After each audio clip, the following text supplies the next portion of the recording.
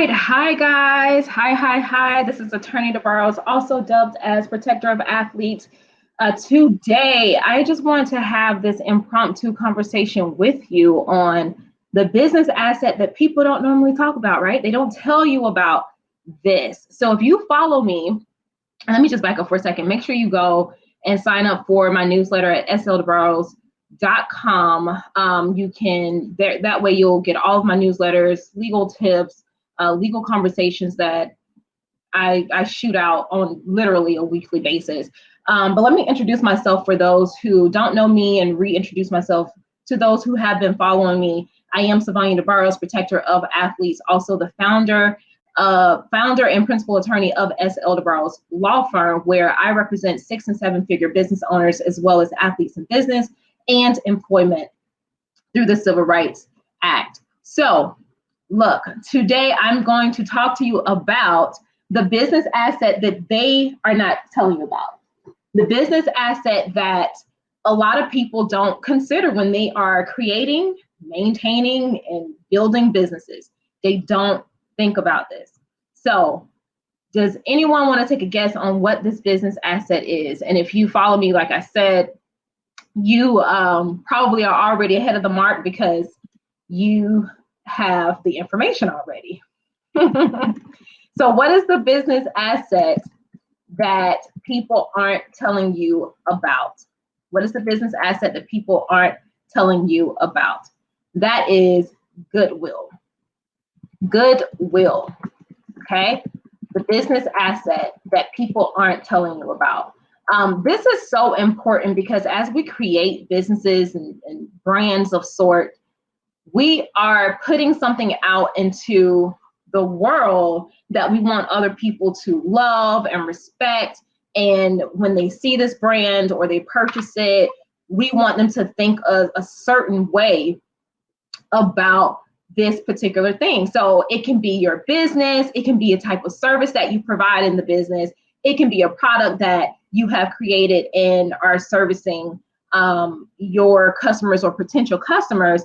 But how do you maintain a goodwill around all of that, those services, those products? How do you maintain the goodwill? So sometimes people may say, well, how am I creating goodwill? Like, you can't quantify that. Yes, you can. Yes, you absolutely can. So let me just start off by saying, how do you create goodwill with your potential customers or your current customers or clientele? Number one, being authentic.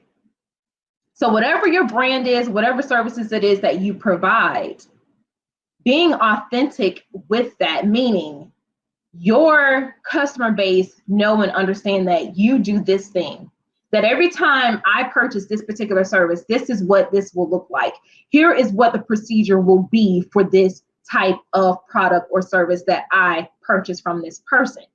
Authenticity is so important because it creates a brand awareness around what it is that you're doing, but also shows the community of other individuals who may actually come in to purchase your services or products that you are trustworthy, right? This is a brand that they can trust, that they will be willing to do business with further into the future. You also can create goodwill by making sure your current customer base understand what's happening, right? So if you have, let's just say you have a product and this product may be coming off the shelves, but this is something that you have kept for years and years. And your customer base they're used to this product.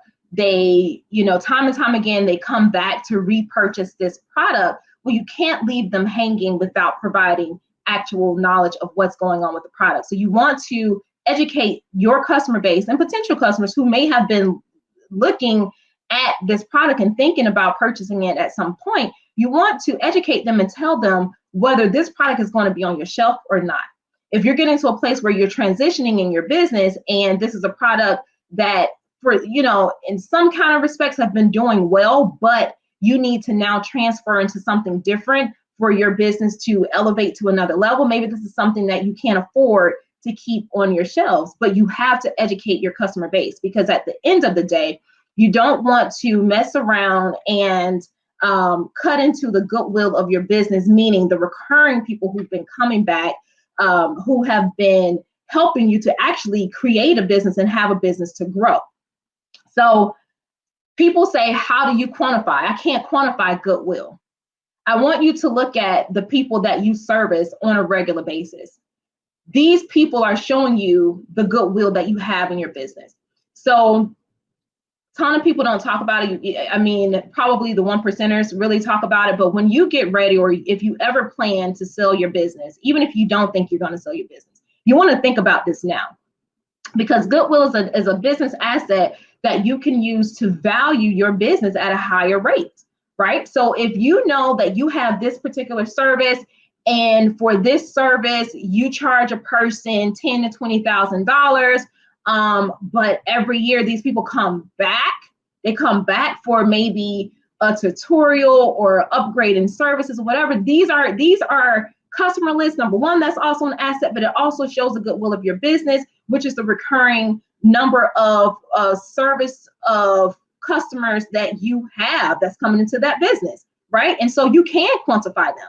You know how many people return on an average basis, how much money are they spending with your business on an average basis, right? And those numbers go into the overall valuation of what your business is, okay? So I want you guys to keep this in mind, because there are some things that have happened over the last several months that just have had me thinking like, wow, I don't think people really understand how important goodwill in their business. I don't think they understand how much it matters. It really, really matters. So let me give you an example of really tearing down the goodwill. So let's just say that you have let's just say you are a business owner, and you have we're just going to call them young professional. You have a young professional who's been doing business with you. And young professional knew that they were purchasing, just say package A. So they were purchasing package A, which was billed by, let's just say $20 an hour or something like that, right? And for several months, young professional have been paying those bills that were billed hourly at $20 faithfully, no issues or anything. Will come, let's just say month 6, and young professionals see an item on the bill that he or she does not recognize. And this is a flat fee. Let's just say there's a flat fee for $100 on young professionals' bill. Something that had never been discussed, never seen what this item was. And now you, as the business owner, you go to the young professional and say, hey, this is such and such package that you signed up for. And young professional is like, yeah, but I've been paying the monthly invoices based on the hourly rate that we discussed at $20 an hour for X amount of services. I don't know where this other package for $100 of flat fee is coming from. Young professional goes to their agreement, and they look at the agreement, and there's no information in regards to the $100 monthly flat rate on top of the things that they had already agreed to purchase and pay for, right? A situation like that, number one, will cause your current customer to distrust you. 2, there's no understanding.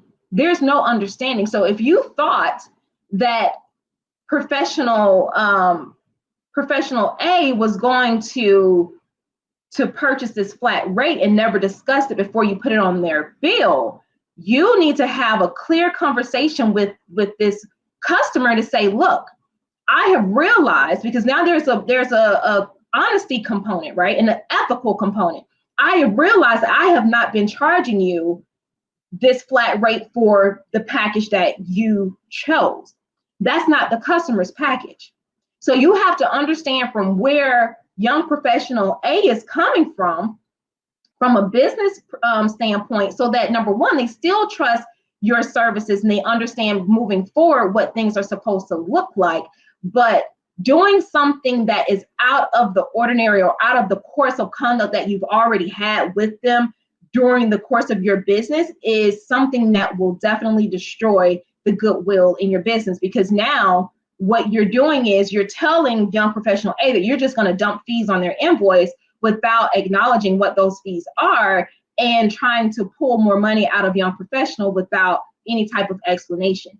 Young professional then will possibly stop doing business with you. Young professional will probably, if they're ever asked, probably tell their friends and their family and other business associates, don't do business with this person because I don't know what they're doing, but they are, upcharging or trying to steal money from people or what have you. So be cognizant about it reflects on you as a business owner, your ethics, your authenticity, whether the customer can trust you, because that is going to factor into the goodwill, the overall goodwill of your business, and how you will be able to quantify that later as a value point to your business. Now, even if you don't decide to sell your business, there are a lot of people out here who may be looking for some type of financing, right? This is why you want to think about the goodwill of your business. So when you go and start thinking about all the assets that you have for your business and what the amount of those assets are, what they quantify to, don't leave out goodwill. Because if you have a customer base who was loyal, who comes back, month in, month out, year in, year out, and they're spending money with you, this is an asset that you can take and put on the spreadsheet and show that, look, my business on a regular basis is realizing X amount of dollars. And some of those dollars are coming from goodwill, returning customers who are helping the business to grow. So keep that in mind when you think about any type of policies that you create. You want to make sure that your customers have proper notification of the policies. Without providing proper notification, this can also cut into the trust that they have, right? It can cut into the standpoint or understanding of the type of ethics that you have as a business owner. So think about that. Your billing. If you are in the service industry and you bill people by the hour, don't just dump things on their invoices. You need to have a conversation with them, because client or customer awareness and education is so important. You want people to make sure that they understand exactly what is happening, because you don't want to destroy that goodwill with them, where they may stop coming to do business with you, but then they also have the power to influence other people not to do business with you. So I hope this has been super helpful for you guys. I felt like this was a necessary conversation that especially entrepreneurs need to have, because business is something that's very, very serious.